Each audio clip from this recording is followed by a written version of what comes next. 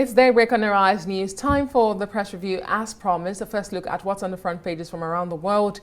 Let's begin with our sister publication as usual, leading with the called off indefinite strike by organized labor in Nigeria, where here's how it's reporting it.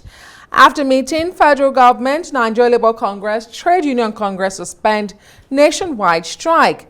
Direct workers across Nigeria to return to duty posts today. NSA, Ajero's attackers already in custody. How National Assembly, others' interventions yielded positive results. A lot of stories there.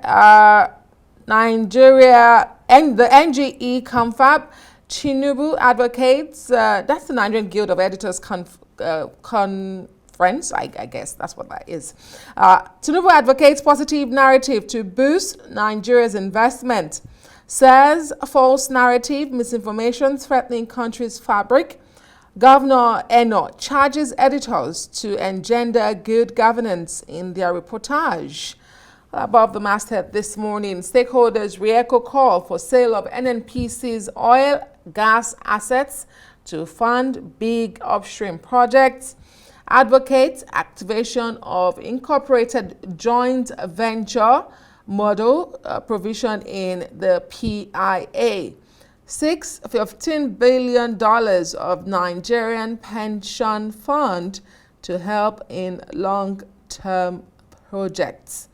And the NUPRC has been responding. It says it did not award marginal oil fields to unqualified companies. Impact of fuel subsidy removal, higher food prices push inflation to 27.33%. This and many more in a copy of our sister publication today. All right, let's look at Punch.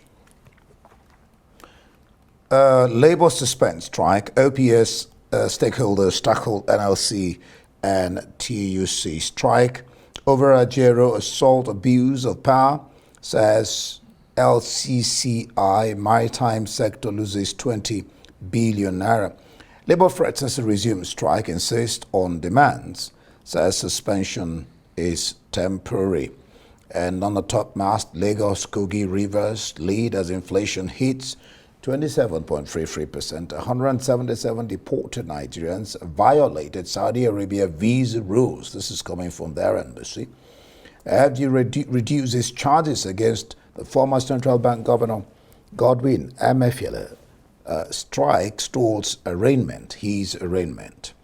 And then just below that picture, LP welcomes Atiku's merger proposal. NNPP gives conditions. Navy arrests 4 stowaways aboard Dubai vessel. Lagos State government dislodges, arrests street traders in Oshodi and other places. That's for the Punch newspaper. Well, the Nigerian Tribune also leads with Labour calling off its strike or suspending after meeting with the National Security Advisor. Federal government regrets attack on NLC president, says investigation in progress. Arrest made, says the paper. And above the nameplate this morning, inflation rate jumps to 27.33% as food cost rises by whooping 31.52%. And at editors' conference, Tinubu restates commitment to economic recovery. The Nigerian Guild of Editors president takes editors on promoting citizens' access to information. It's a busy front page on the Nigerian Tribune this morning. Minority leader, PDP senators settle for North Central. One-party states, PDP, APC, Bika, and New Rivers Commissioner of Police orders arrest of notorious cultists and other criminals. You can find details of this in the Nigerian Tribune. Let's look at Sports Punch Extra for sports lovers. It has on its front page Nigeria versus Lesotho. It says, on the march again, Eagles begin 2026 World Cup quest against crocodiles. And then just below that, we'll talk about the Nigerian League, MPFL. Bayelsa deny Heartland first win. Doma beat Enyimba Kano Pillars I-2023 volleyball title. WBC rank Ngannou 10th after Fury fight. Peseiro, Omero, back Ozoho, despite his form. We will face Eagles with winning mindset. Teller, upbeat ahead of Eagles' debut. Obasanjo is Eagles' most informed keeper. Osimhen tops Chelsea's January Freeman short list. Arsenal can win EPL this season. United ponder Casemiro sale. And FFP violation. Blues risk points deduction. That's their coach there, Pochettino.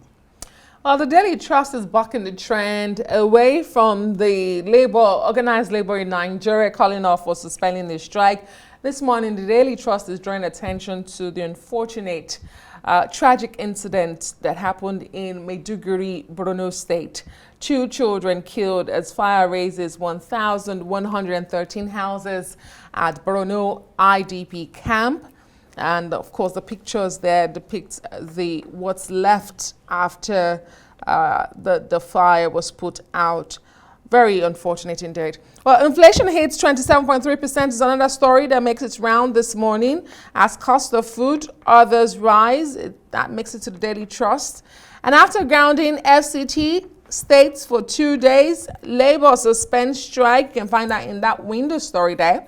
Israel wants to turn Gaza unlivable city, says Palestinian envoy.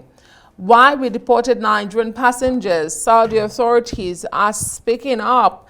You can find details of that in the Daily Trust. And that's the Daily Trust this morning. A Tribune. Let's look at the Tribune newspaper. All right. We already took the Tribune. Oh, taking the Tribune. Okay, the Sun.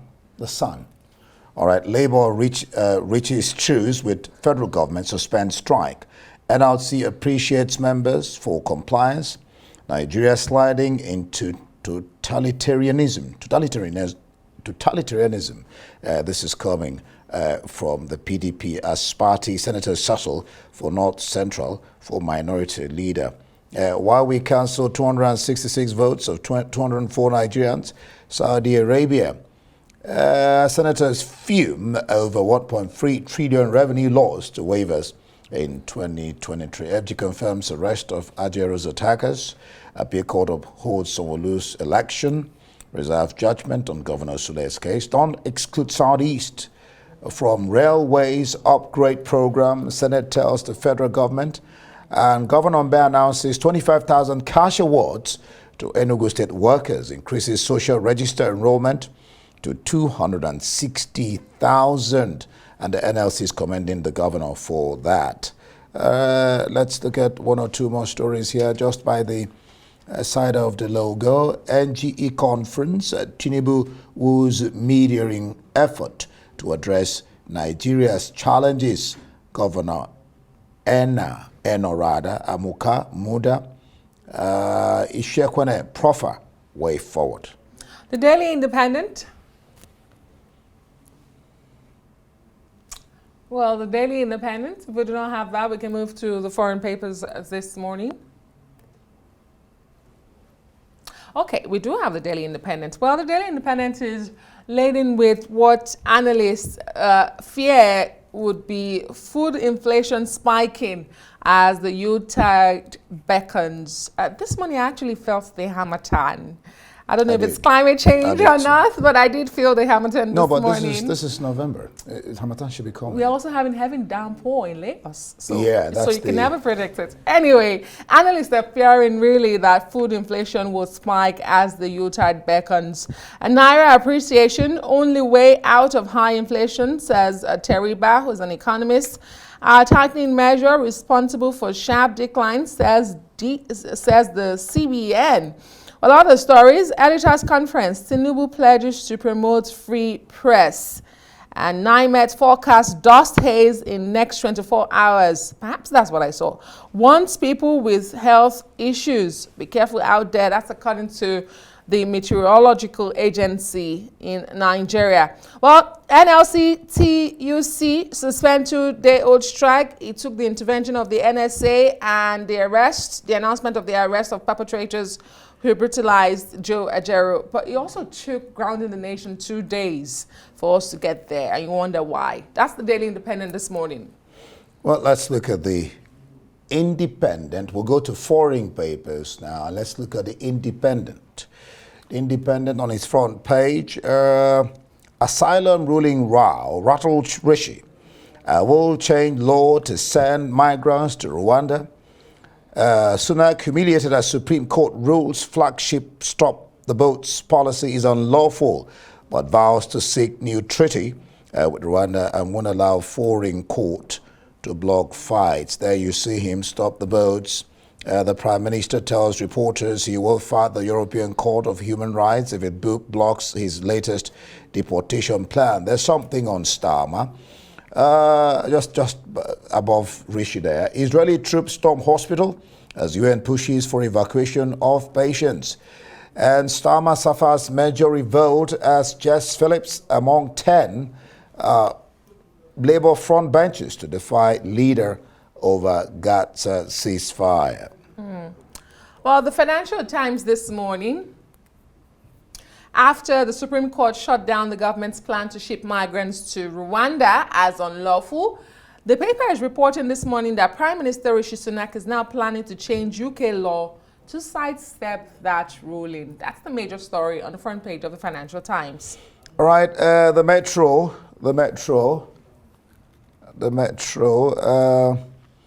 Rishi again, it says, I have a new flight plan. Rwanda scheme illegal, Supreme Court rules. PM vows emergency laws to fly migrants out. There you see the Princess of Wales on purple, great expectations, wears traditional royal purple to deliver a speech about her child development campaign. Here's the Daily Express. Prime Minister fights back. We will deport migrants, puts it directly. The Daily Express. The Times. Sunak, emergency law can save Rwanda policy. As right there, it says PM pledges to do whatever necessary to deport migrants after judges rule scheme is unlawful. Chemists will prescribe the pill to free up GPS. And Starmer loses 8 front benches in party revolt on Gaza. And do we have the eye this morning? Yes, bigger than expected pensions. Well, pension boost now means that there will be double for UK pensioners as the pensions boost at double UK inflation. Daily Mirror. Let's look at what the Daily Mirror is saying. Royal Arthur Fury. Is nothing secret? That's a question. Outrage as Harry and Meg book reveals details around the Queen's death. Just a little of what that is saying. Private details surrounding the Queen's death have been revealed in a new book, sparking outrage. Writer Omid Scoble told of bitter exchanges regarding Harry, Meghan, and William as the Queen lay dying. David Seaman, former Arsenal's goalkeeper. Me, Bex, that is David Beckham, and the goal. I couldn't get over whatever that goal is. I mean, that was scored against him. Tories in civil war on illegal Rwanda path. That's for the Daily Mirror. I think that's about it for the papers this morning. I covered the rounds and the national, international papers this morning for you. Well, you can also share your views by visiting us on X, which was formerly known as Twitter, @RiseTV.